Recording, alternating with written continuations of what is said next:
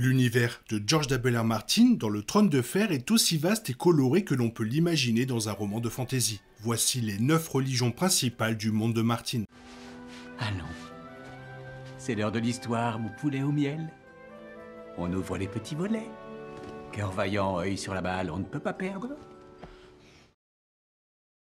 Les cultures de Westeros et d'Essos sont bien plus profondes que les ethnies et les langues de leurs habitants, car Martin prend également les religions en considération. Ces religions façonnent le mode de vie de leurs adeptes et constituent un fondement solide pour l'histoire des pays de Game of Thrones. Game of Thrones et House of the Dragon comptent des dizaines de religions, mais les séries ne se concentrent véritablement que sur 9 d'entre elles. Qu'il s'agisse de la religion des anciens dieux ou du Seigneur de la Lumière, la religion a créé et brisé des liens entre les maisons importantes. Certains pourraient même affirmer qu'elle joue un rôle majeur dans le déclenchement de guerres, comme la foi des Sept dans les motivations de la maison Hightower pendant la Danse des Dragons. Avec autant de divinités et de règles, les téléspectateurs vont marmonner 7 enfers en essayant de se souvenir de chacun d'eux.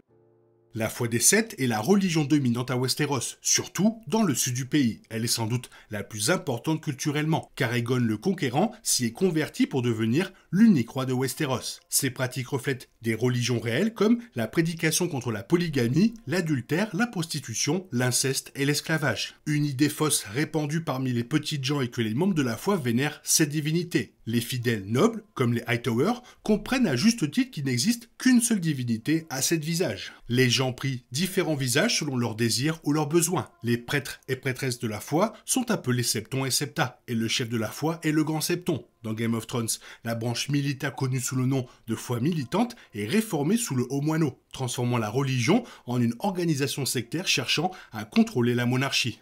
Dans la foi des Sept, il y a le père, on prie le père d'en haut pour la justice et le jugement. Il y a la mère, on prie la mère d'en haut pour la miséricorde et la sécurité. Il y a le guerrier, les soldats prient le guerrier pour obtenir force et sécurité sur le champ de bataille, ou lors des duels judiciaires. Il y a le ferrant, on prie le ferrant pour obtenir force, protection et une navigation réussie en mer. Il y a la jouvencelle, on prie la jouvencelle pour qu'elle protège les femmes, leur donne du courage et protège leur innocence. Il y a l'aïeul, on prie l'aïeul pour la sagesse et la connaissance des anciens qui permet d'éclairer le chemin à prendre. Il y a l'étranger, en tant que visage non-binaire de la mort, on ne prie pas l'étranger. Les parias peuvent allumer une bougie pour l'étranger guide le défunt vers l'autre monde.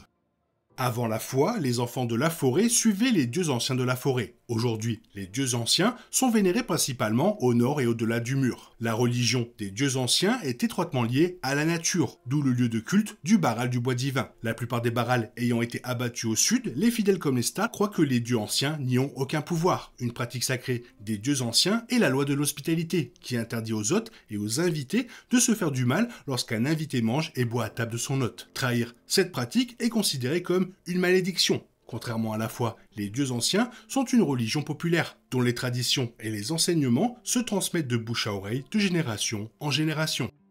Une religion rare à Westeros est le dieu noyé, suivi uniquement par les Fernés des îles de Fer. Le dieu noyé existait avant l'arrivée des Andals, ce qui le rend peut-être aussi ancien que les dieux anciens de la forêt. Il enseigne une mode de vie plus combatif et dominateur. On dit que le dieu noyé façonne les Fernés à son image pour piller, violer et créer des royaumes. Ces pratiques sont communément appelées l'antique voie du fer-pris. Les Fernés atteignent leur apogée près de la mer, où le dieu noyé nourrit leurs forces. Les habitants des îles de Fer sont rituellement noyés par un prêtre et ranimés par le baiser de la mort, bien que les bébés ne soient que légèrement plongés dans l'eau de mer.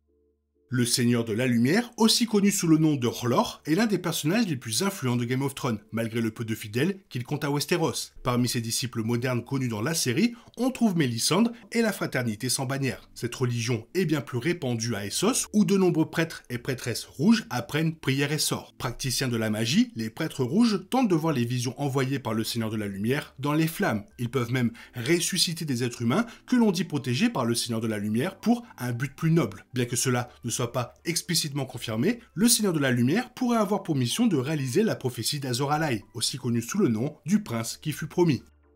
Aussi connu sous le nom de dieu de la mort, le dieu multiface est une divinité vénérée par les assassins sans visage à Braavos. Dans cette religion, la mort est considérée comme une miséricorde, un don qui met fin à la souffrance. Les sans visages tuent ceux qu'ils estiment mériter ce don. Le prix à payer pour être un sans-visage est de renoncer à son identité. Le fondateur des sans-visages croyait que de nombreuses religions avaient leur propre dieu de la mort. La foi à l'étranger, Kohor à la chèvre noire et Yiti à le lion de lumière. C'est pourquoi le dieu de la mort a de multiples visages.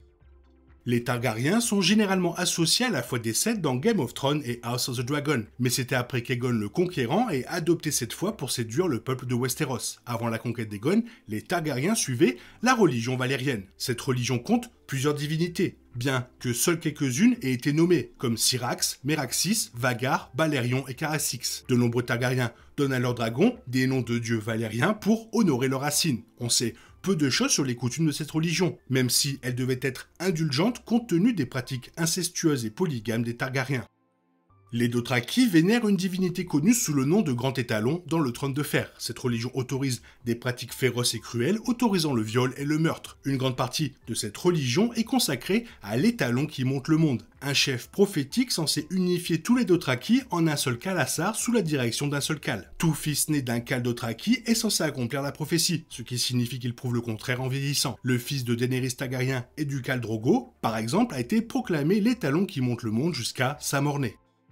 Le pâtre suprême, vénéré par les Lazaréens d'Essos, s'oppose radicalement au grand étalon. Il prône la paix et enseigne à ses fidèles que chaque être humain est l'agneau d'un seul troupeau. Les prêtresses de cette foi pratiquent la magie et les sortilèges. La seule fidèle connue du pâtre suprême dans Game of Thrones était Mirri Maz Duur, la déesse du pâtre suprême, réduite en esclavage par le peuple de Khal Drogo. Malgré les encouragements du pâtre suprême à la paix, elle utilise la magie du sang pour plonger Khal Drogo dans un état catatonique et tuer le fils de Daenerys. La religion Giscaris n'est jamais mentionnée dans Game of Thrones, mais elle est la culture dominante à la baie des Serres, où Daenerys se rend fréquemment et vit pendant sa libération d'Essos. Il s'agit d'une foi polythéiste centrée sur des prêtresses appelées les Grâces, au sein d'un clergé exclusivement féminin. La culture de Meereen, Yunkai et Astapor est fortement influencée par la religion Giscaris. Par exemple, la grande pyramide de Meereen compte 33 niveaux car il s'agit d'un nombre sacré dans la religion. Il semble également que les arènes de combat historiques des villes aient une connotation religieuse. Elles pourraient avoir été fondées en guise de sacrifice honorable aux dieux. Ces religions prouvent le travail considérable de George W. R. Martin sur la saga. Toi, qu'est-ce que tu en penses? Quelle est ta préférée? Fais-le moi savoir dans la zone commentaire. Sinon, comme d'habitude, bisous bisous, bye bye. Il est impossible de compter sur les autres de nos jours. On est obligé de tout faire soi-même. Je me trompe? Rien de grave. J'avais tout prévu. Où va le monde? Je vous le demande.